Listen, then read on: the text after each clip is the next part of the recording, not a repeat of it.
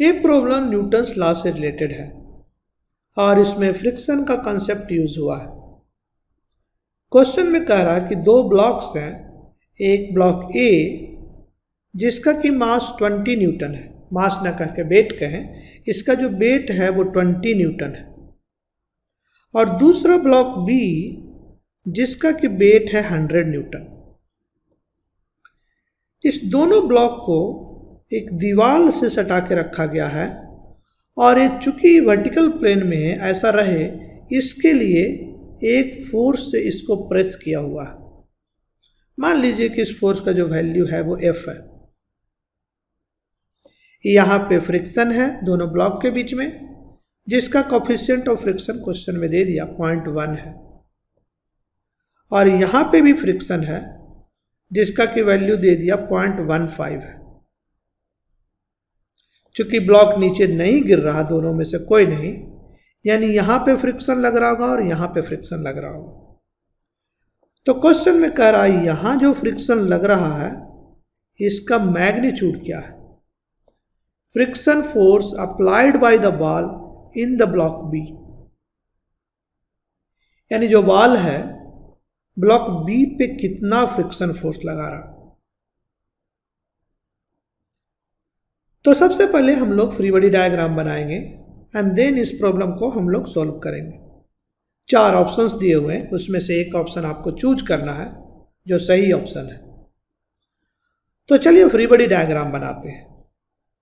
इसका free body diagram आप इधर से उधर बना सकते हैं, चाहे तो इधर से इधर भी बना सकते हैं, दोनों केस में सेम ही आएगा। कहने का क्या मतलब हुआ अभी आप समझ जाइएगा। मान लीजिए हम इधर से इधर जाते हुए फ्री बॉडी डायग्राम बनाते हैं।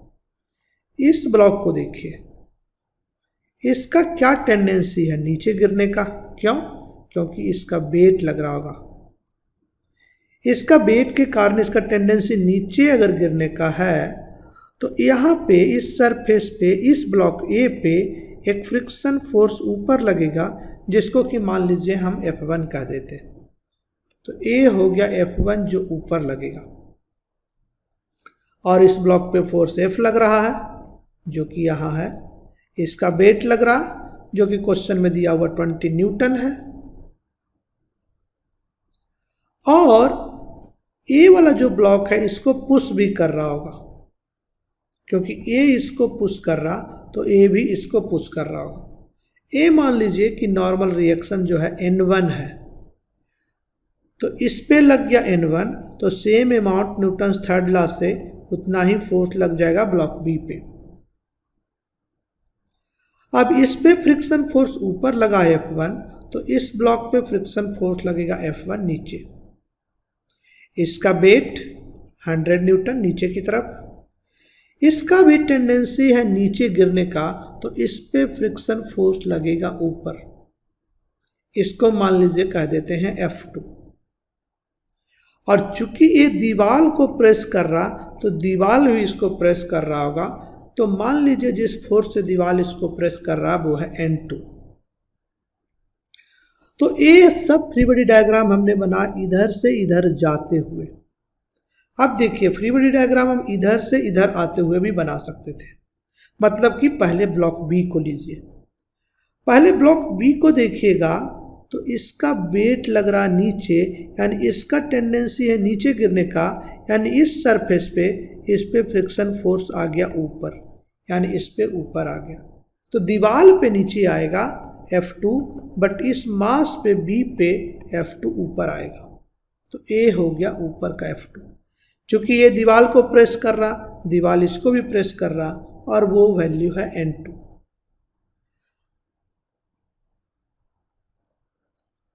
अब इस सरफेस पे फ्रिक्शन अगर आप देखिएगा तो इस ब्लॉक का टेंडेंसी है नीचे गिरने का, तो आप कहेंगे कि इस पे फ्रिक्शन लगेगा ऊपर F1 और इस पे फ्रिक्शन फोर्स लगेगा F1 नीचे। मगर F1 नीचे लगेगा और 20 न्यूटन भी नीचे लग रहा, तो ये सिस्टम तो रेस्ट में रहेगा ही नहीं। इसका मतलब हुआ कि इस पे फ्रिक्शन ऊपर लगना ही पड़ेगा, तो इस पे फ्रिक्शन नीचे F1 लगना ही पड़ेगा। ये इंपॉर्टेंट बात हो गई।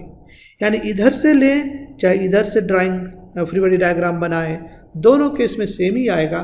केवल आपको ये ध्यान रखना पड़ेगा कि ये जो ब्लॉक है इक्विलिब्रियम में है, यानी इस पे फ्रिक्शन फोर्स F1 एक ऊपर आना ही पड़ेगा, नहीं तो ये वेट किससे बैलेंस होगा।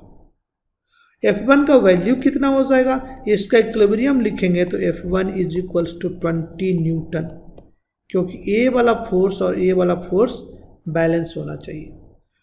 अब इसका इक्वेशन लिखेगा तो क्या लिखेगा, F2 is equals to 100 plus F1, और F1 हमने कहा 20, तो F2 जो है 120 न्यूटन।